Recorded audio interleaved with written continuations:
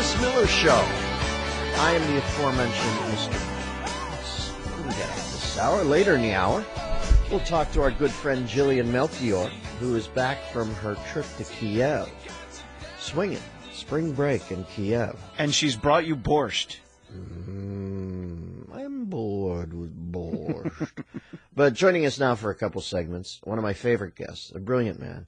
I consider him our historian laureate in this country, Hoover Institution Senior Fellow Victor Davis Hanson, whose books include The Savior Generals.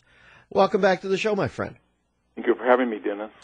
Read the April 18th piece, and by the way, it was my last issue of National Review, so I have to renew. I got that thing where it's covered with a cover that says, this is your last issue. I don't know how it got to that, but I'll revitalize it as soon as I get off the phone today. National Review piece, The True Opponents of Immigration Reform. As is the case in this country, Vic, it seems like a lot of people dip their beak into the illegal immigration problem and make some profit off it, right? Yeah. Illegal immigration is a very strange thing because the so-called reactionaries are the liberals, and the liberals are the reactionaries. People, if you ask for immigration reform, the reason we're not going to get it is because if you talk to people on the left, they like the present system. And if you said to them, let's make legal immigration ethnically blind and meritocratic so that people all over the world, regardless of how they look, would have an equal shot based on their skills or their education, they don't want that. They want to privilege a particular group on the southern border. And if you said to them, you know what, if somebody's been here for 5 years, they played by the rules, they've got a job, they're not on public assistance, okay, they can stay here. They don't have to go back to Mexico to apply for a green card and maybe even pay a small fine and go down the route for citizenship. They don't want that because there's a lot of people here, not the majority, but a lot that have had a DUI or they've been completely on public assistance. And so they want zero deportations. They don't want to make legal immigration based on anything other than proximity to the southern border. And to be frank, they don't want to close the border. So I don't think we're going to get comprehensive immigration, so-called reform. In a nutshell, then, it would appear that we are practicing affirmative inaction at our border to some degree. Yeah, well, the present system is what people want because the Wall Street Journal, corporate right, and the entertainment industry, hospitality industry, manufacturing, meat packing, landscaping, agriculture, they like the idea of inexpensive labor that drives down wages. Mm-hmm. And then I'd call them the La Raza ethnic identity industry, and they feel that middle-class people, 2 or 3 generations who happen to have a Hispanic surname can be self-appointed representatives of collective interest who don't have the same income because they just came from one of the poorest places in the world, in Oaxaca, Mexico. So I don't see that there's any drive or any impetus to change the system because when you get the when you get the Wall Street Journal on the same page as the Voice of Aztlan, it's pretty strange coalition to break. Well, let's say worst case scenario, Victor. Well, how these things simmer? And like you said, everybody, it's almost like a Tom Wolfe novel. Everybody takes, so it's a Rashomon, whatever they need away from it, they take away from it. But what happens eventually? Tell me, and I guess it'll be in California first. I guess it just becomes a completely untenable position. But what signs should I look for? Yeah, well, the only thing, Dennis, is that there is a $64,000 question, or I should say a paradox, and that is that people are leaving Oaxaca, where most people are coming in this third wave of immigration, and they're rejecting the protocols of Mexico, and they're coming up here because they want transparency and a free market economy, a constitutional system, meritocratic, lack of class and racial prejudice. That's why they come. And yet when they come here, they're indoctrinated almost immediately by a race industry that says, this is a very bad place. It's unfair to you. You got to have a Mexican flag on your car. You have to have your kids be radicalized by the university.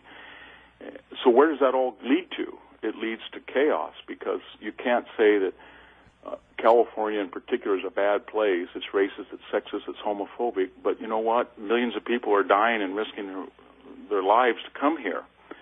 And then the other thing about it is that the people who are for open borders are always attempting to be exempt from the ramifications of their own ideology. They don't want to put their schools and kids in the Tulare school system where one out of every two people's first language is not Spanish. They don't want to drive down the 99 by Delano with 2 lanes and see people, driving with lumber and not speaking English, falling off the road. And they don't want to have somebody come off the road, hit their car with no license, no registration, and no insurance. That's happened 5 times to my vineyard. So I just think it's kind of weird that Nancy Pelosi or Jerry Brown or all these people who are for basically de facto open borders don't want to live with open borders. They have the capital or they have the influence to insulate them. And so in their way of thinking, it's great that Juan and Maria cleans my house, Juan does my yard, I give them my extra clothes, I have a clunker once in a while, I give them a car. This is wonderful. But you know what? I don't want my kids going to school with their kids, and I don't want to, I don't want to go to their house for dinner, and I don't want them living in a trailer next to me, and I don't want 6 or 7 illegals down the road. And immediately, the Pelosi, who, by the way, her community wouldn't even deviate water on its way to their community to go down and go to the farmlands that need it, she would immediately deem you racist. That's how one thing you can see is happening already is that... Can you hold it, Vic? Because I'm up against the break here I got to take, and we'll get to it. Hold that thought, because I hold them dear myself. And I'll see on the other side of this, we've got Victor Davis Hanson with us. We're talking about immigration. Who's Victor? He's a preeminent historian, Stanford, Hoover Institution, senior fellow, Victor Davis Hanson, right after this Dennis Miller Show.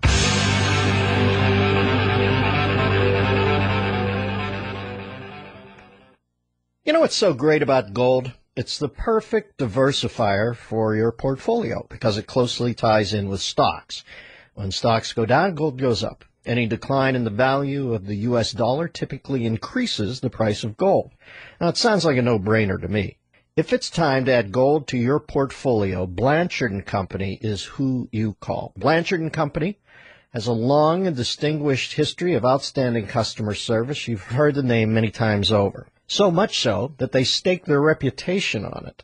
They offer a 100% buyback guarantee to purchase your investment back at any time. Call 888-360-GOLD. That's 888-360-GOLD. Or go to BlanchardGold.com to learn more. That's 888-360-GOLD. 888-360-GOLD for the premier authority in precious metals and rare coins.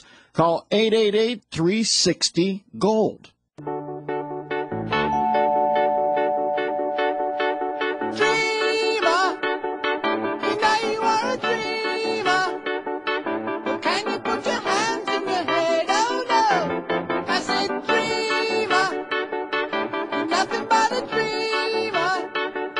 Hey, folks, welcome back to the Dennis Miller Show, joined by one of my favorite guests.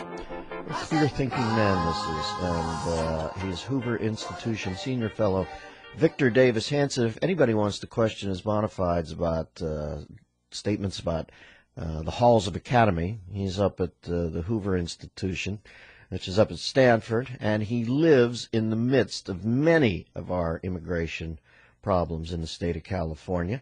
Also the author of the book, The Savior Generals. Victor, I'm sorry, I had to break in for a break. Where were we, my friend? Oh, I was just saying that, ultimately, if you don't have a border and you have a multiracial society, then you're going to have competing complaints from everybody. I mean, we have Asians now are very upset that the Hispanic community wants to put quotas basically on Berkeley and say we have to go look at race again, even though it was voted by a ballot initiative to be not permissible to take into account for admissions and employers. But when you have a society like California where whites are the minority, so you really can't say, hey, all these white guys took over Berkeley or Davis. But what you're doing with illegal immigration, you're bringing in more and more people, and you're giving them serial amnesties, and then you're making a Latino majority. But for the state to work, the Latino majority has to be assimilated, intermarried, and integrated and have the same classically liberal ideas as the old majority did. If it doesn't, it's going to do what it's doing now and telling the Asian community, hey, you guys, whatever you're doing, stop, because there's too many of you in Davis and Berkeley, and we want more Hispanics, not more Asians. And I see that's the future of all these factions that are going to be competing against each other in a very brutally, racially, and scary fashion. Mm-hmm. Yes, think of the bride tossing her garter. the entitlement garter. Everybody's going to be jumping for it. Those scenes can get rough. Victor, I have a counterintuitive notion. It might be a Swiftian proposal, but why don't we just, instead of slowly, incrementally, by 1,000 cuts, have California taken back into Mexico through the, I don't know, if we're not going to have borders, why not have a border and give it back to them right now?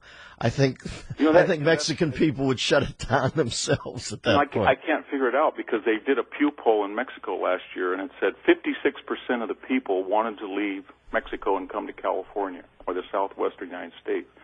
57% said that they felt the southwestern United States still belonged to Mexico. And you think, well, if it still belongs to Mexico, and you want to leave Mexico, why would you want to go to something that would be Mexico? It doesn't make any sense.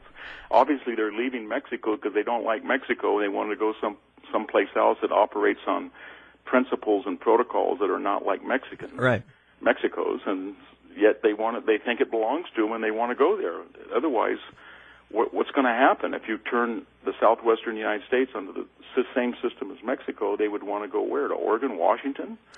I think they would. It's like when a corporation sells to somebody else, a bigger corporation. They sometimes keep the guys on to run it. You know what I mean? I think they'd hire us to run it maybe when they retake. I say to my students all the time when I see a Mexican flag on their car, I said, "Well, what? You know, I can see that everybody put Italian or Swedish, but what's so good about Mexico if you guys left it?"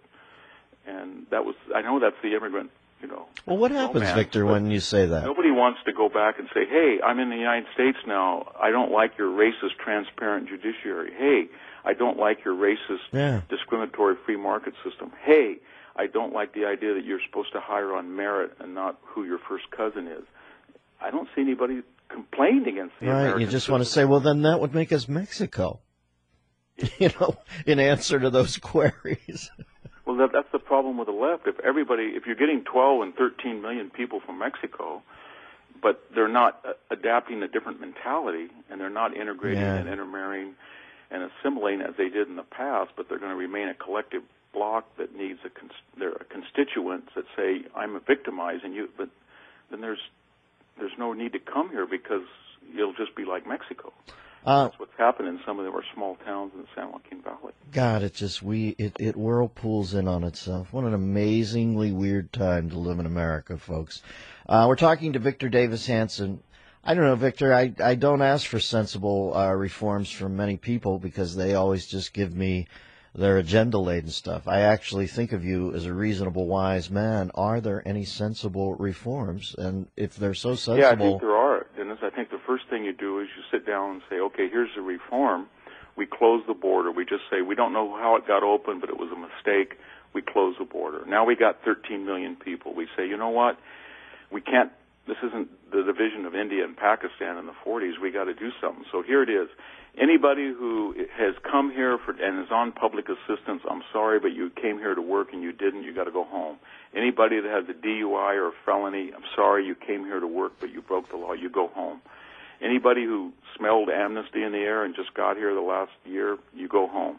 However, if you've been here for more than a year or two, whatever, and you haven't committed a crime and you're not on public assistance, and that's probably 8 or 9 million out of the 15 or so million, then here, stay here, pay a fine, go through the process, get a green card, become legal resident, and then we'll apply. If you want to apply for citizenship, go ahead, but you're going to have to wait till all the legal immigrants that you cut ahead of. And I think everybody would agree on that. But like I said, I don't think. And then we're going to make legal immigration, only legal immigration from now on, and it's going to be based on ethnically and racially blind criteria. But that's what's crazy about the Republicans. They keep talking about it. Jeb Bush, amnesty, and act of love, and he has no clue that the opposition does not believe in merit or racially blind criteria. This is an ethnic, chauvinistic, triumphalist emphasis behind this reform bill. Mm-hmm. We're talking to Victor Davis Hanson, and we have been discussing a National Review piece from April 18th, The True Opponents of Immigration Reform. I want to move it over to Nat Review online piece of April 16th, Progressive Insurance. The simple fact is, Vic, if you have the right initial after your name, boy, they'll go to great lengths to protect you even after grievances that would do in somebody on the right, right? Yeah, well, it's kind of like medieval exemption. If you're the Steyer brothers, then you're just trying to help the political system by injecting $100 million in it. If you're Al Gore and you're going to make $20 million by selling your failed cable franchise to a fossil fuel burning medieval monarchy, then it's okay. And if you're Paul Krugman and you want to lecture people on inequality, and you want $250,000 for being a professor and teaching no classes when part-timers make $3,000 per class, it's okay.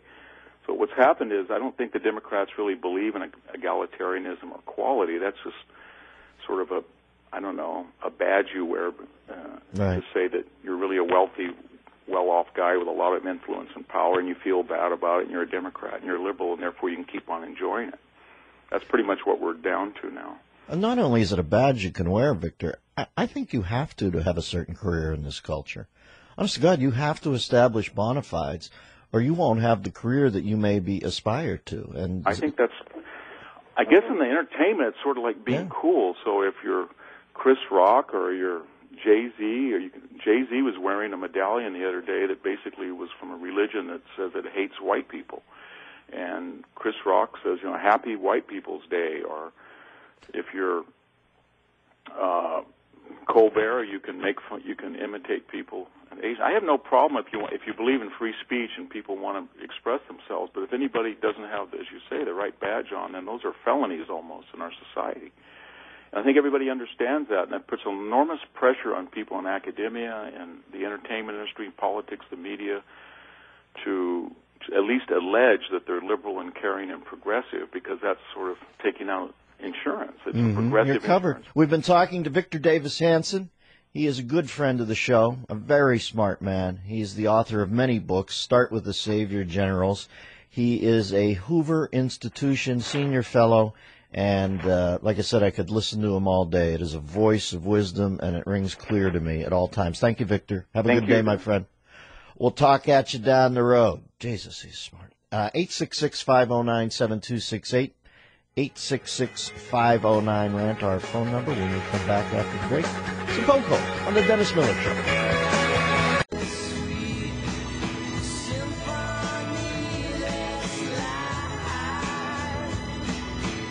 Hey, folks. Welcome back to the Dennis Miller Show.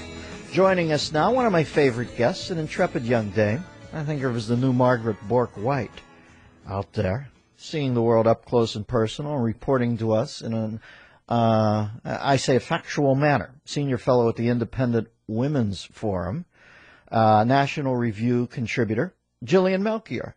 Jillian, what's up? Hey, I just got back from Kiev, and boy, was it a trip. Well, now, when you leave Kiev and you're on the runway, I remember Larry Gelbart, the famous comedy writer, told me that when he was with Bob Hope in Vietnam, he said even when you got off the ground, you had to worry about Ak-Ak. How active a site is Kiev? Were you worried as you took off? Or? It was actually, it's pretty tame. It's definitely a city that's anticipating potential warfare. Yeah, but it's over the hill. Right now is very tense. They don't know whether Putin's going to march and then invade. And, it kind of reminds me of that scene in Casablanca where they're just sitting in Paris waiting for the Germans to roll, and it's very much that atmosphere. Right. With the caveat that the Ukrainians are actually ready to give a fight, I think.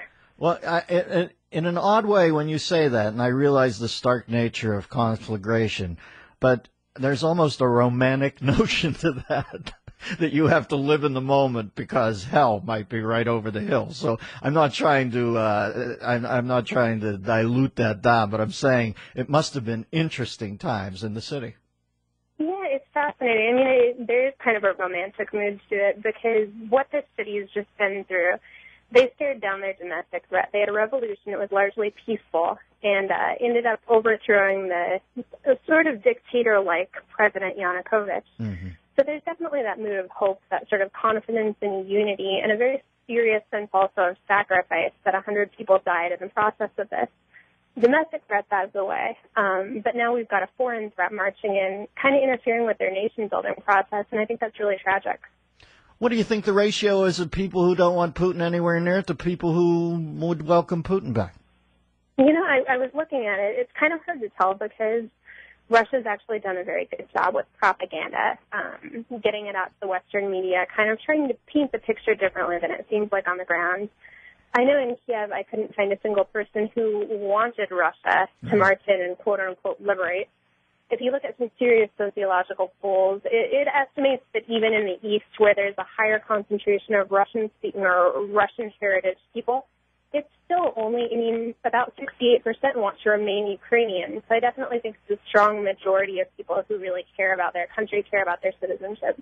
Well, certainly that is a bit of a to know that Putin has the former USSR disinformation apparatus up and running certainly sends that's a grim note off in the distance, because they were always state of the art with disinformation. So of course they're going to be state of the art at making us feel like it's more people welcoming to their reintroduction into the scene than not, right? We're talking to Jillian Melchior. She's home from Kiev. We're glad to have her back on the ground. I read her Saturday piece. I made Molotov cocktails. Geez, who was your bar instructor, as they say? Boy, this was an interesting story.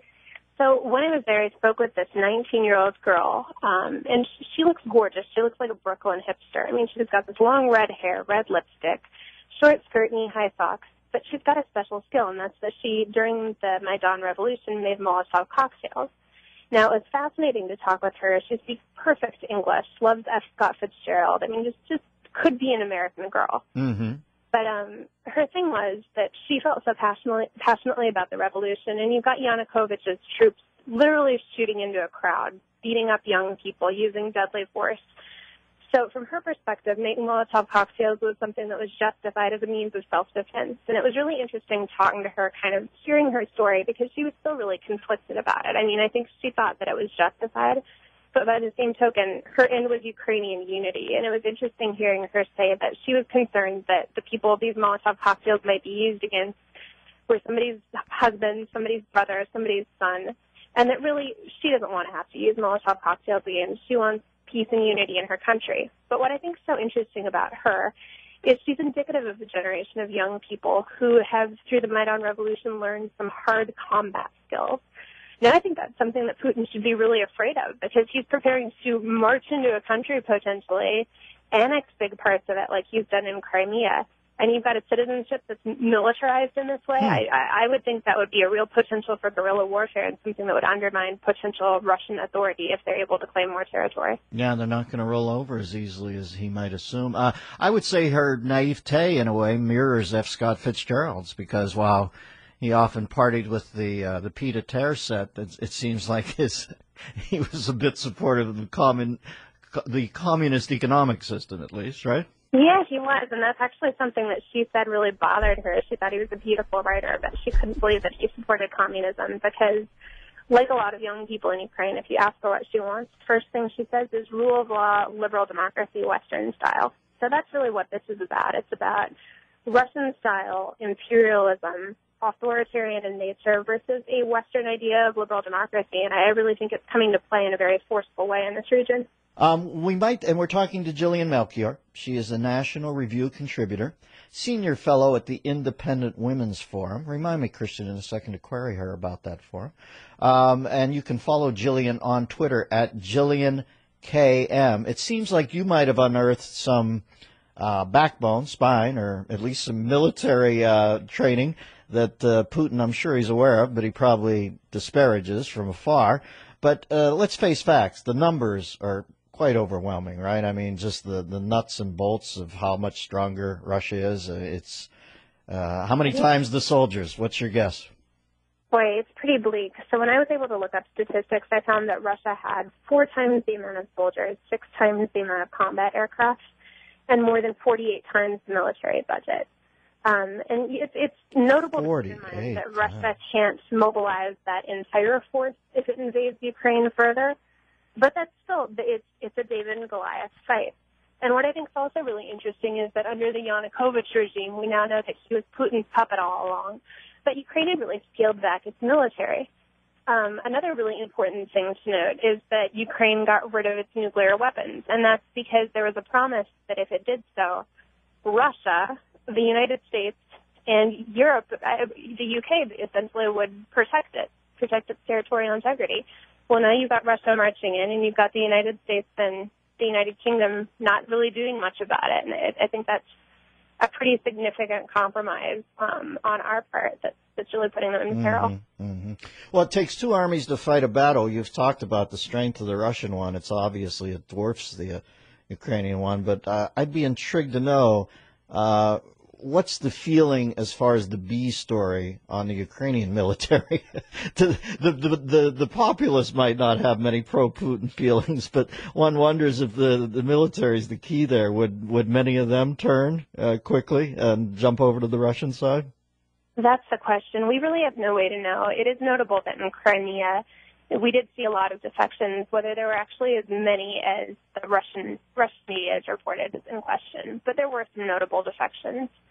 It is also important to say that a lot of the people that came into power in the military and the police were either under the Yanukovych regime, again, a puppet of Putin, or under sort of Ukraine's more Soviet days. So there's definitely reason to question the loyalty of the military. That said, I met a lot of guys who are, signing up for the army, willing to fight for their country, and I found that pretty honorable. Let's talk about Yanukovych for a second, because he was a monster, right? I mean, when we peel it back, police, is it a truth or a rumor, apocryphal or fact, the seizing wounded people from their hospital beds? Oh, I'm sorry, my phone just cut out. I didn't quite hear what you said. I was just talking about it's so horrific, I sometimes wonder if it's apocryphal, but Yanukovych, a complete monster. Was he indeed having his police, his secret police, I guess, taking wounded people out of their hospital beds? Yeah, it's terrible. I mean, I spoke with a young woman who actually volunteered with the military. So if you were a demonstrator and you got injured and were taken to one of the city hospitals, the police would pull you out of bed and arrest you. And in some cases, they'd actually disappear you. I had heard when I was there, more than 200 people still unaccounted for from Maidan. So, I mean, this is a bad guy. He's a guy that is behind a massacre of a peaceful protest. He's somebody that was completely decadent in his corruption. I went to the Yanukovych mansion, Medjugorje, and it's pretty appalling. I mean, this guy built a $1 billion estate, 343 acres, in just 3 years using money that he stole from the Ukrainian people. If you drive there, there's an entire lane devoted to him on the highway. Nobody else could drive on it despite the bad traffic, because Yanukovych was so corrupt that he felt he was entitled to his own entire lane 12 miles outside What a of pig. Jeez, what a pig. I mean, this is a bad guy. He's a real problem, a lot of corruption. Such a bad guy that he probably was able to get in the lane because he's schizophrenic. These guys are so nuts, for God's sakes. He probably did have two distinct personalities in the car. We're talking to Jillian Melchior, National Review contributor and senior fellow at the Independent Women's Forum. I have to ask you, why isn't it called a senior gal if it's the Independent Women's Forum? How do they still do that senior fellow thing? Shouldn't it be? That's a good question. I'll have to run it by them. Well, tell me about the Independent Women's Forum, Jillian. I cannot believe that women bid on Sandra Fluke. I'm still absolutely gobsmacked that they could trundle her out and she wasn't almost uniformly rejected by what I assume in the year 2014 are much stronger women than those who were perpetually stuck in Virginia Slims ads in 1968. But she sold big in the female community. It boggles my mind to find for me what the Independent Women's Forum is. Yeah, well, it's a great group. It's some women writers that kind of touch on a lot of policy issues and try to do so in a pretty reasonable way, using lots of facts. And there's actually a big project we're working on right now called The Culture of Alarmism, about all the things that liberals think are terrible and are going to kill you that actually aren't that dangerous when you look at the science. Well, listen, all around. I'm starting to see that they're about to dial in on a couple things. One of them is global warming.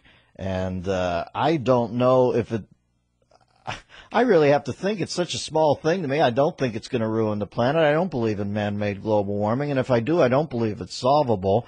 But I'm beginning to think that I'm going to start parrot the line, I think it's the worst problem that faces humans, just to get on with my day, because I can see they're ratcheting down now in this alarmism, and it's moved beyond political belief into a flat-out religion, hasn't it?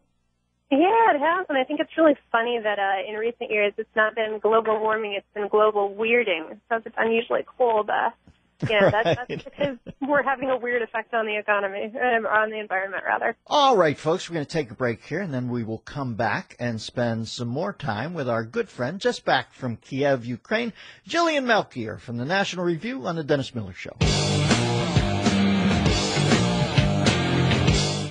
Do you suffer from itchy skin? Mine has been worse than ever even this year. Whatever your reason for itchy, uncomfortable skin, I'm sure you're like me. You use the same old products each year and you don't get relief. Well, I want to challenge you to try something new. Tricom. It's not like the same old itch products in your medicine cabinet. Dermatologist recommended Tricom relieves itchy skin in minutes. Tricom is clinically shown to significantly reduce itch intensity and duration. And Tricom is backed by the itch-free guarantee. Listen to this. If Tricom does not stop your itch, mail them the empty tube and they'll send you a full refund. You don't see the big companies doing anything like that. When your skin is itching, when you're miserable and uncomfortable in your own skin, you want immediate relief that lasts. You need to get Tricom right now. Tricom comes in a blue and white box in the first 8 aisle, now at Walmart and other fine retailers. Pick some up today. See Tricom, TRICALM.com for terms and conditions of the guarantee.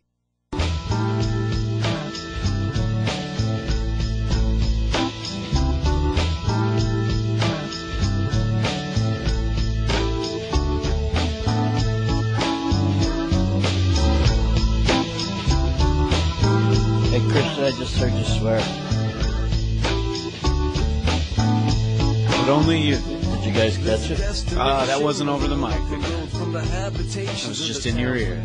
Oh, really? Huh? Don't get angry. I was just trying to grab I you. appreciate that. I was reprimanding the team. That That I'm tired of their you-know-what. Listen, there are a few basic anchor stones that I build my participation in this show on. One of them is your complete indifference. Yes, actually. You're actually yelling at people down there? This is the point you've gotten Liev to by actually prodding him? No. Because I always assume it's just like he's got a knotted cloth in his colon, you're flossing him, everybody's stoned. I think it must be just easy down there. But you're actually yelling using that word with Christian? With Liev? With Liev. No. I was using that word in the sense of elimination. All right. He used the term for feek. Yes, I did. We are joined once again by intrepid gal around town, in this instance the town Kiev, the country Ukraine, just back, Jillian Melchior, contributor to the National Review. In closing, I want to go back to the Ukraine for a second. Tell me, it seems like you met an interesting fellow, a Ukrainian military officer named Dmitry. He was based in Crimea when Russia invaded. Like many, was unsettled by the recent events. Does he hear the train a-coming, as they say, or what does he feel Putin's next move will be? Well, he really broke my heart. I couldn't get a lot of information about what he did in specific in the military, because I don't know how much of what he did was classified. But he was just a sad interview, because I was standing there in his home interviewing him with his wife. They had their kid on their lap, other kids running around the house. So he's definitely a family man. And he was talking about how the odds of the Ukrainian military versus Russian troops are so far against their odds, he doesn't know how to predict the bloodshed, but he thinks it's going to be bad. But it's really a catch-22 for the Ukrainian government right now, because they can either, the West hasn't helped them, and there's an implication that if Western troops, either EU, United States, some combination, are going to come in and back them up, the Ukrainian military has to make an attempt to defend itself first. Well, that's particularly that's saddening. Problematic, because it's going to be a bloodbath. Especially when you're talking to a man who, a regular, common, good, decent man bouncing his kid on his lap, who's going to have to leave that sofa at some point and essentially put himself in front of a state-of-the-art tank. That's the personal face on it. Let's talk about the more bloodless military analyst face of Paul Floyd. Explain who he is and what does he see as the odds in a Ukrainian-Russian matchup, as they say. Yeah, well, he's a military analyst with the global intelligence firm Stratfor. And basically, he said a lot of the same things that I've already told you, that Ukrainian troops are incredibly outnumbered compared to Russia, that the Ukrainian military does not have recent combat experience, while the Russian military certainly does. In addition to that there's reason to question the loyalty of Ukrainian troops, because you don't know whether they're influenced by Yanukovych or whether they're Russian sympathizers. And then on top of that, they've already annexed part of the country, and they haven't really been able to stop it. So I think what Floyd pointed out that was so interesting is that there are a lot of Ukrainians right now that have military skills that they learned during the revolution. Now, that's not going to be so helpful staving off the Russian army from coming in to begin with, but it might be useful under Russian annexation, under Russian rule, as sort of a means of guerrilla warfare. And I think that's where the girl with the Molotov cocktails comes in. Yeah, well, you can roll the troops, but at some point, I don't believe you'll be able to turn your eyes for a second on the populace, because those people are tough. I mean, that part of the world gives you rhino skin to some degree, and if they've already got 19-year-old beautiful girls, instead of imbibing in cocktails and discotheques, making Molotov cocktails, I would say that the population is steeled for the battle. Yeah, I definitely think so. Well, it's nice to have you back, Joe. Where do you go from here? What are you working on now? I guess, do you rest up for a while, or do you hit the ground running back here? Once again, we're talking to Jillian Melchior, National Review contributor, one of my favorite journalists, senior fellow at the Independent Women's Forum. You can follow Jillian on Twitter at Jillian with a J, KM. What next, kiddo? Well, so I'm resting up, catching up from jet lag today and tomorrow, and then back in the office, and I'll write a bit more about Ukraine and then look for something else to investigate. All right, my friend. Good to talk to you, Jillian. I admire your cojones. Good to talk to you. Thank you. All right. Yeah, she's. I always feel like she's a woman in full. And, yeah, absolutely. I mean, covering heartbreaking things. But, God, she has the spine of a young person, a young idealist. It's nice to hear. All right, what are we going to do? 866-509-RANT. We talked to Jillian Melchior. Well, I'll take a break here. We'll gather our thoughts. You can queue up once again at 866-509-RANT, 866-509-7268. This is the Dennis Miller Show.